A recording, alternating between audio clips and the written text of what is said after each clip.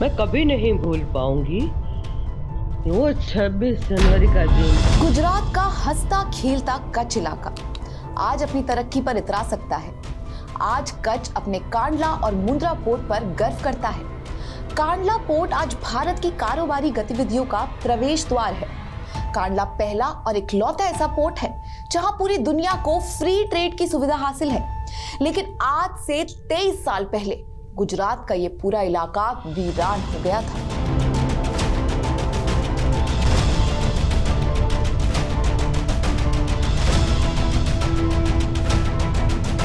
26 जनवरी 2001 को गुजरात के कच्छ इलाके में आए भूकंप ने सब कुछ तबाह कर दिया था, जिसके निशान आज भी इस इलाके में बिखरे पड़े हैं। कच्छ में आज भी आपको ऐसे तमाम लोग मिल जाएंगे जो 26 जनवरी 2001 को याद कर सिहर उठते हैं। वैसे ही बोल के ही मनोमन प्रार्थना करके बोया मेरी पत्नी को कि I know that you are inside but I am helpless here.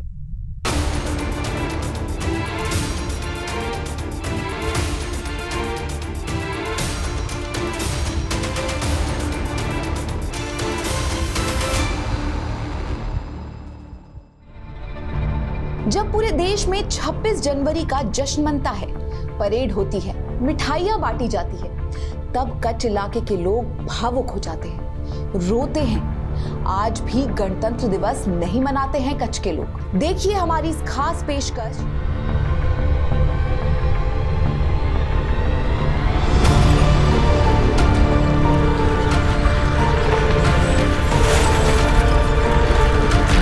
Gujarat का कच्छ इलाका अपनी परंपरा, अपनी संस्कृति, अपनी हस्तकला और अपने सफेद रेगिस्तान के लिए जाना जाता है।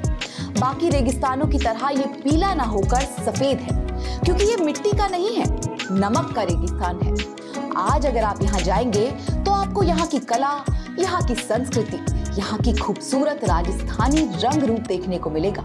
लेकिन आज से 23 साल पहले यहाँ जो हुआ था वो आज तक पूरी दुनिया के जहन में एक दर्दनाक याद के रूप में मौजूद है।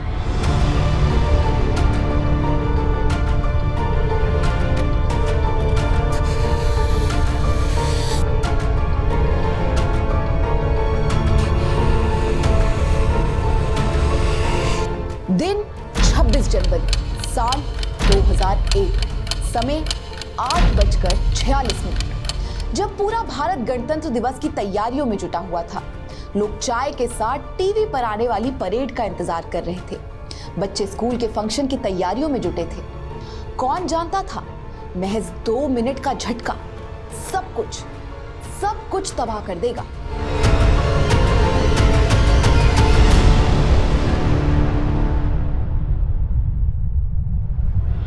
दो मिनट के इस झटके ने भुज के लोगों की जिंदगी को हमेशा हमेशा के लिए बदल कर रख दिया।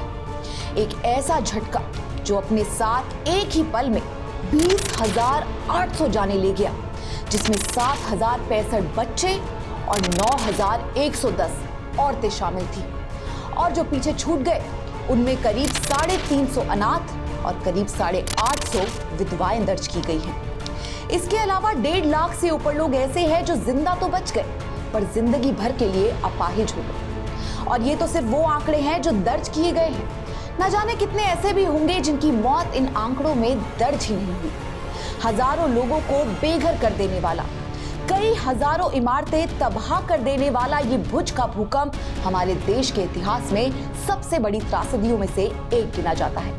एक ऐसी त्रासदी जिससे आज भुज किसी तरह उभर कर बाहर तो आ गया है, पर इसे कभी भूल नहीं पाएगा और ना ही इसे कभी भूला जा सकता है।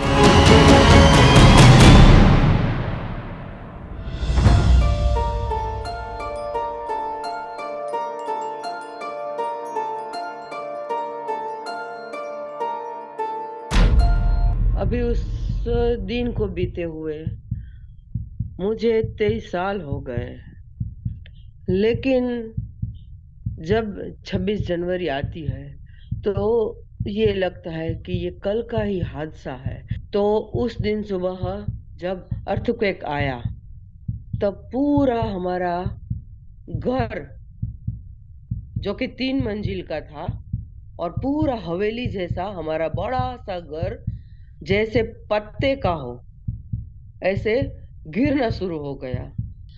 चारों ओर धुआं, घर का गिरना, चारों ओर शोर बकोर, बचाओ बचाओ बचाओ। मेरा तो बहुत बड़ा फैमिली था और अच्छे से हम लोग जी रहे थे, लेकिन इस हादसे ने पूरी जिंदगी बदल दी। आखिर 26 जनवरी 2001 को ऐसा क्या हुआ था कि पूरे कच्छ की धरती हिल गई थी? अगर भूगोल की भाषा में इसे समझा जाए तो भारत की महाद्वीपीय प्लेट थोड़ी सी खिंच गई, जिसकी वजह से 140 मिलियन वर्ष पहले गोंडवाना लैंड जब टुकड़ों टुकड़ों में बंटकर अलग महाद्वीपों में तब्दील हो रहा था, उस दौरान बनी गांठें जो हमारी धरती की ऊपरी परत यानी कि कोर के नीचे, जिन्हें टेक्टोनिक प्लेट्स कहा जाता है, वो ढीली हो गई, जिस कारण रिक्टर पैमाने पे लगभग 8 रिक्टर स्केल तीव्रता का भूकंप आया और भुज शहर को तहस नहस कर दिया। हम जितना इस हादसे के बारे में जानते गए, उतनी और जिज्ञासा बढ़ती गई कि आखिर ऐसा हुआ तो हुआ कैसे? इतनी बड़ी तीव्रता का भूकंप अचानक कैसे आ गया, वो भी बिना किसी वार्निंग के? क्योंकि प्रकृति भी पहले चेतावनी देती है, सचेत करने के लिए छोटे बड़े संकेत देती है। तो इतनी बड़ी त्रासदी से पहले कुछ तो अंदेशे मिले होंगे। जब हमने इस बारे में विस्तार से जाना और समझा तो हम हैरान रह गए। क्या आप जानते हैं कि ये पहली बार नहीं है जब ऐसा पहली बार हुआ गुजरात में? गुजरात में लगभग हर 30 साल में अर्थक्वेक्स यानी कि भूकंप आने की हिस्ट्री रही है।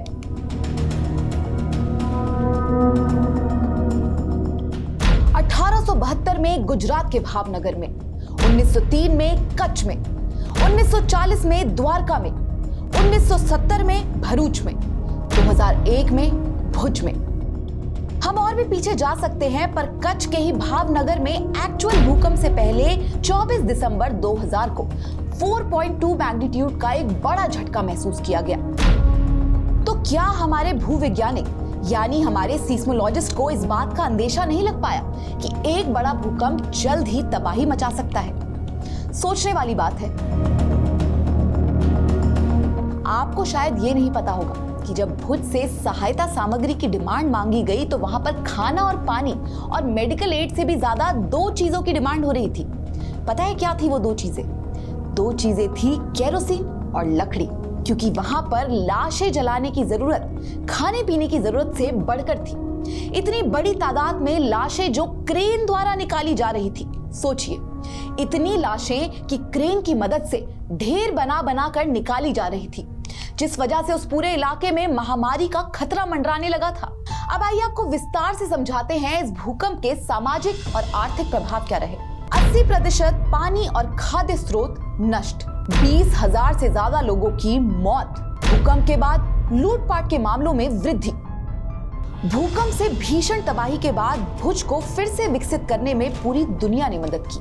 अमेरिका की ओर से मदद हजारों डॉलर्स में आंकी गई। भारत सरकार, गुजरात सरकार और अंतर्राष्ट्रीय मदद से लोगों के लिए नए घर बनाए गए, क्योंकि भूकंप में 4 लाख से ज्यादा घर तबाह हो गए थे।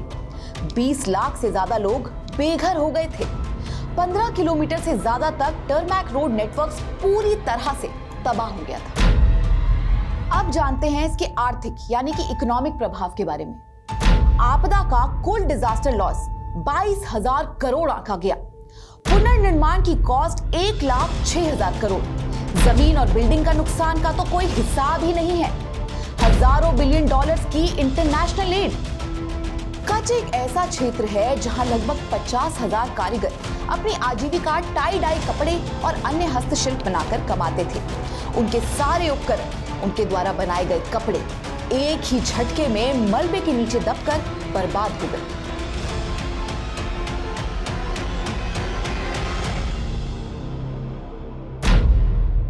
छब्बीस जनवरी 2001 के दिन हम 25 को तो लेट नाइट घर आए थे एक फंक्शन से, और हमारा 3 स्टोरी हाउस था।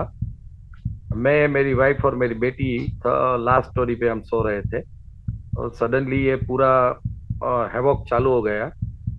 हमको पहले ऐसा लगा कि ये 26 जनवरी है तो कोई पाकिस्तान नजदीक है, बॉर्डर है, तो कुछ गड़बड़ी की है। लेकिन वो ट्रॉमा इतना कंटिन्यू रहा, तो पहले थ्रिलिंग, जंपिंग सब एकदम वाइब्रेशंस के साथ पूरा हम दौड़ दौड़ के मेहनत करके गैलरी तक पहुंच गए। और उधर से हमने देखा तो मेरे बिल्कुल सामने जो भुज का वर्ल्ड का 6 नंबर का पैलेस है, वो आईना महल पैलेस पूरा ओरिजोनटल एकदम झूलते हुए दिखा। तो मुझे लगा कि कुछ बहुत खराब चीज हो रही है। और हम सोचे उसकी कपल ऑफ सेकंड्स में तो आप समझ लो कि मेरा 32 फीट का जो मेरा बालकनी लैंड लेवल से जो मेरे बालकनी का लेवल था, वो बिल्कुल 3-4 फीट पे आ गया। मैं और मेरी डॉटर जंप मार के नीचे उतर गए। मेरा ब्रदर, मेरे पिताजी, वो सब अंदर दब गए थे। मेरी भांजी थी, my wife was at the down story, वो पूजा कर रही थी। छुट्टी थी बेटी को। तो मेरी बेटी भी 6 साल की थी उस टाइम। उसके बाद इतनी करुण कहानी रहेगी कि पिताजी दब गए थे, उनको भी बहुत मेहनत से बाहर निकाला। भांजी भी दब गई थी। छोटा ब्रदर, उनका तो पैर काटने तक की हमने तैयारी कर दी थी, लेकिन वो मिडिल स्टोरी में फंस गया था।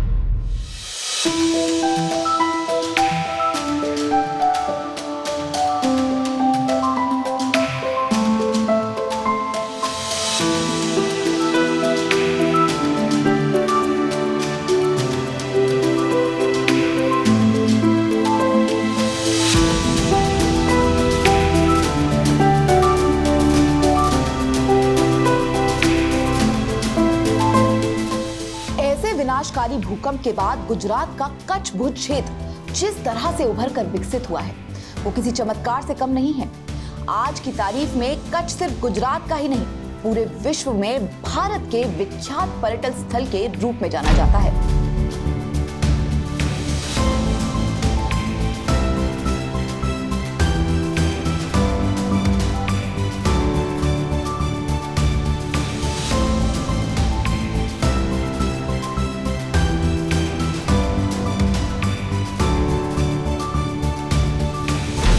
यहाँ के हस्तशिल्पों की कलाकारी, जैसे कि यहाँ की मीनाकारी, विभिन्न धातुओं के गहने, उनकी कपड़े की छपाई देश दुनिया में अपनी एक अलग पहचान बनाती है। यहाँ के रंगीन धागों की कढ़ाई ने दुनिया भर में अपनी पहचान बनाई है। यहाँ की बांधनी दुल्हनों की पहली पसंद बनी हुई है। कच्छ के कांडला और मुंद्रा पोर्ट आज भारत का प्रवेश द्वार बन गए हैं। कांडला पोर्ट भारत का इकलौता ऐसा पोर्ट है जहाँ फ्री ट्रेड की सुविधा मिलती है। भूकंप का त्रास झेल चुका कच्छ आज भारत का प्रवेश द्वार बनकर खड़ा है, क्योंकि मुंद्रा पोर्ट से आज की तारीख में सबसे अधिक आयात व निर्यात होता है। कच्छ में छोटी छोटी कॉटेज इंडस्ट्री से लेकर बड़े बड़े उद्योगों के कारखाने मौजूद हैं। पर ये सब अपने आप नहीं हुआ है। इसका अगर सबसे ज्यादा श्रेय किसी को जाता है तो वो है उस समय के गुजरात के मुख्यमंत्री और आज के भारत के प्रधानमंत्री नरेंद्र मोदी। गुजरात सी एसोसिएशन के पूर्व अध्यक्ष यमल व्यास बताते हैं कि भूकंप से पूरा जिला तबाह हो गया था। ऐसी त्रासदी से उबरने का किसी को कोई पूर्व अनुमान नहीं था, लेकिन मोदी जी ने इसके लिए एक विजन तैयार किया व समयबद्ध तरीके से उसका अमल किया। कच्छ के लोगों को रहने और खाने के अलावा वहां के स्थायी विकास का लक्ष्य रखा, ताकि लोग अपने कौशल के बूते देश व दुनिया के बाजार से जुड़कर कमा सके। आज परिणाम सबके सामने है कि कच्छ ने हर क्षेत्र में अपनी पहचान कायम कर ली है।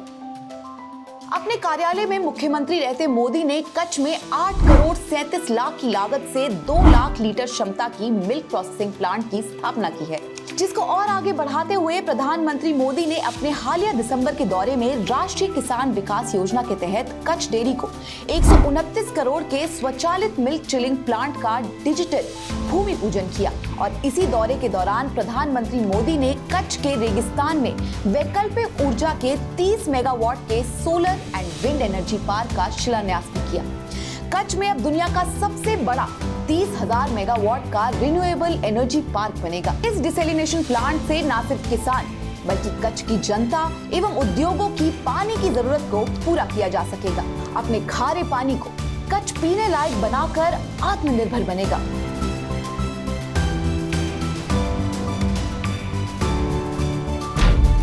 वो कच्छ जो कभी सिर्फ अपने सफेद रेगिस्तान के लिए जाना जाता था, जिसके सफेद रण की तरफ लोग ज्यादा ध्यान भी नहीं देते थे, उसी रण में गुजरात का रण उत्सव आज पर्यटन के दृष्टिकोण से भारत का सबसे बड़ा आकर्षण का केंद्र बन गया है। गुजरात का रण उत्सव हर साल 3 से 4 महीने चलता है और यहाँ आज देश विदेश से हजारों की संख्या में पर्यटक आते हैं। गुजरात के मुख्यमंत्री रहते प्रधानमंत्री नरेंद्र मोदी ने कच्छ को पर्यटन स्थल के रूप में दुनिया के सामने रखा।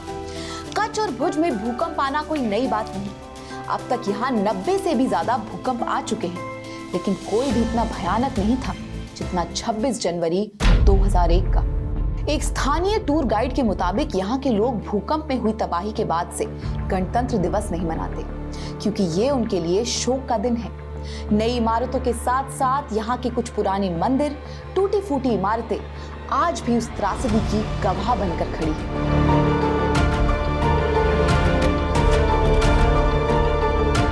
जिस तरह से ये क्षेत्र इस हादसे से उबरकर पहले से भी ज्यादा चमका है, वो वाकई काबिले तारीफ है। एक प्रकार की प्रेरणा देता है। वो कहते हैं ना, हर रात के बाद सुबह होती है, अंधेरे के बाद आता है उजाला। उसी तरह से चमक कर निकला है गुजरात के भुज का सूरज, जिसका सबसे खूबसूरत नमूना है रण उत्सव। हम उम्मीद करेंगे कि भुज का यह सूरज चमकता रहे, सफेद रेगिस्तान में रोशनी और ऊर्जा भरता रहे। कच्छ के लोग फिर 2001 के पहले की तरह 26 जनवरी का जश्न मनाएं। गणतंत्र का गौरव बने कच्छ।